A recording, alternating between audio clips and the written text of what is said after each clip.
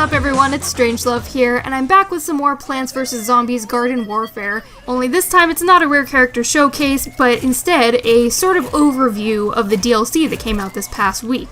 Now, if you haven't played Garden Warfare for the last couple days, this week they released a brand new free DLC, that's the optimal word here, is free, called the Garden Variety Pack. Now, it's a mandatory download, so as soon as you get on the game, it's going to ask you to download it and you'll have to restart it. But the Garden Variety Pack comes with all sorts of little updates, and when I heard that they were making a free DLC, I was just so proud of Plants vs. Zombies and the fact that they would do that for their fans. And even if they make the next DLCs not free, I'm just happy that they even released this one to begin with, and I don't know why other games like Call of Duty or Battlefield or all these other ones that offer a season pass, I don't know why they can't offer at least one free DLC pack that everybody can enjoy without having to pay an extra fee on top of the game.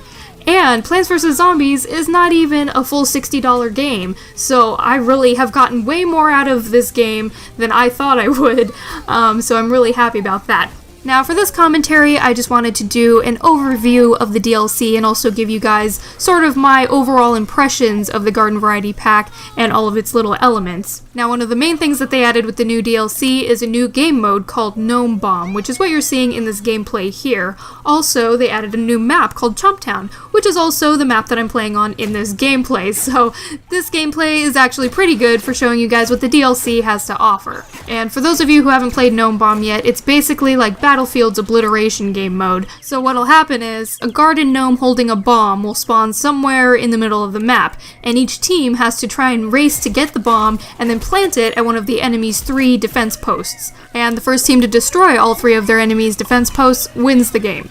Now, after I played a couple rounds of Gnome Bomb, I thought to myself, man, this game mode is pretty intense, and it definitely requires a good amount of teamwork, especially if you're the one trying to grab the Gnome Bomb, because once you grab the bomb, you can't use any of your abilities, so you can't sprint away, you can't do anything, you're just running slowly, and you can still shoot. That's pretty much it. So you really need your team to help defend you, and I played a lot of rounds of Gnome Bomb where my team just kind of weren't anywhere near me, they weren't going toward the bomb, they were just trying to sort of kill everybody, or there was just a huge lack of communication going on, and that can make this game mode kind of frustrating.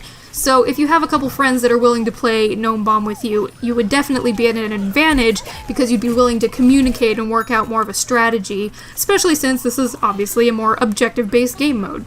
Now, because this game mode requires you to race to the bomb, I've noticed that almost everybody will pick either the pea shooter or the engineer because they're the fastest classes.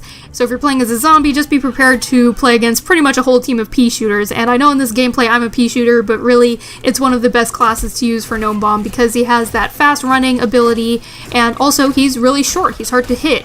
So he's a good character to play as, and likewise the engineer can just hop on his jackhammer and get to the bomb pretty quickly, so just prepare yourself to play against these classes. But of course, these aren't necessarily the best characters to choose for Gnome Bomb, it just depends on your playstyle, so if you're playing more offensively, these ones are probably good, but if you're playing defensively, the Cactus and the All-Star work really well for setting up a line of defense with all of their abilities. I actually played a round that went into overtime, and it was against a Cactus who set up all of his tall nuts and all of his potato bombs around their final garden, and we just could not plant the bomb worth anything, because none of my team, for one, was destroying any of his defenses to allow us to bring the bomb to the garden. So it was actually a really great tactic, so if you're willing to play more defensively, the Cactus and the All-Star are good choices.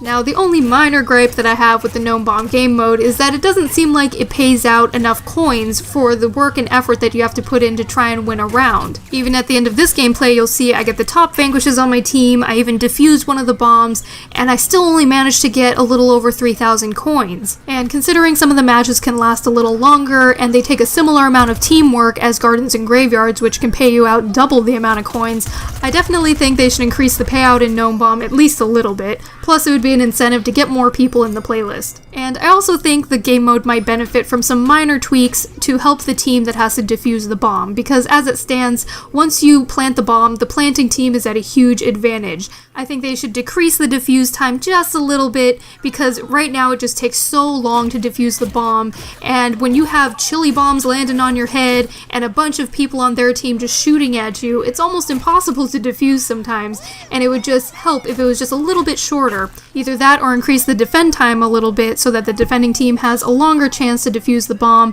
and the planting team will just have to stay on guard a little bit longer. I also think that while someone's starting to defuse the bomb, the timer should pause, and whoever planted the bomb has to just try and get that person to stop defusing. Because there's so many times where I'm defusing the bomb and it'll just blow up in my face anyway because the timer just continues to count down. So after a certain amount of time, you can't defuse the bomb no matter what. And I feel like that shouldn't be the case. If you get to the bomb and you start defusing, you should have a chance to fully defuse it until somebody shoots you off of it. And I know that's probably not what the developers intended for the game mode, but that's just my opinion. Now there's one last addition that they made with the Garden Variety DLC pack, and that's the addition of special abilities that you can unlock through the sticker packs. And these special abilities are more like upgrades that you get to all of the basic abilities on your characters. And unfortunately, I haven't unlocked any of these upgrades just yet, but I have seen them in action and some of them look pretty awesome. For example, there's a new chili bean bomb for the pea shooter class called the Sombrero Chili Bean Bomb, which you'll have to keep an eye out for in Gnome Bomb because I've seen it many times, and I believe it's a stronger version of the chili bean bomb, as if it needed to be any stronger, right? But all of the characters have their own upgrades to unlock that make them much more formidable forces on the battlefield, and you can choose not to use the new abilities and just opt for the more traditional abilities if you really want to. But either way, I thought it was an interesting addition to add with the DLC, and I can't wait to start unlocking my own upgraded abilities. Alright you guys, it looks like this gameplay is pretty much wrapped up here, but overall I think the Garden Variety DLC pack offers a lot of great elements to the game, and I'm really impressed by it, especially because it's free. But even if it wasn't free, I'd still be willing to pay some money for this DLC, and so I can't wait to see what other content they have up their sleeve for future updates. As always, thank you so much for watching, stay strange my loves, and until next time, this is StrangeLuv, signing out.